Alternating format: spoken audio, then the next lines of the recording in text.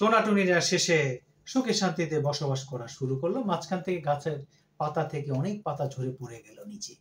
মানে যারা এলিট শ্রেণীর নেতা নেত্রী আছেন তারা কিন্তু ভালো থাকেন ঠিকই, শেষে গিয়ে মারা যায় কারা? ক্ষতিগ্রস্ত হয় কার? সাধারণ জনগণ। সাধারণ জনগণই হচ্ছে বলির পাঠা। রিসেন্ট যে উদাহরণটা দেখা যায় পাকিস্তান আর ইন্ডিয়াতে, তাই প্রমাণিত হলো। আবার দেখা গেছে অনেক মানুষ মারা গেছে, ঘর বাড়ি নষ্ট হয়েছে, হ্যাঁ, সাধারণ সোলজারও মারা গিয়েছে।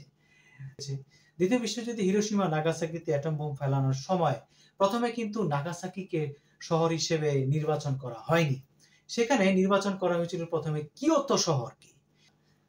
কিয়োতো শহরে তখন জনসংখ্যা ছিল 8.5 লাখ, হিরোশিমা ছিল 1,95,000।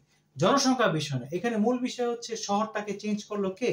তখনকার আমেরিকার যে সেক্রেটারি অফ ওয়ার ছিলেন হেনরি এল স্টিমসন। কেন জানেন? কিয়োতোকে তিনি ভালোবাসতেন। কিয়োতো শহর অনেকবার সে ঘুরেছেন। অনেকে বলে উনি নাকি হানিমুনও করেছিলেন, যার কারণে ভালো লাগার পরিপ্রেক্ষিতে উনি চেঞ্জ করে দিলেন, কিয়োতোকে না নিয়ে নাগাসাকিকে করলেন। আপনি কিয়োতো হোক আর নাগাসাকি হোক, এই যে মানুষগুলো যে মারা গেল, সেটা দায়ভার কি হবে? আপনার যে চয়েস, আপনি যে ব্যক্তি, সেই ব্যক্তি কিন্তু আপনার যে সিদ্ধান্ত, এই সিদ্ধান্ত কিন্তু প্রভাব ফেলে আপনার সাধারণ জনগণের উপরে।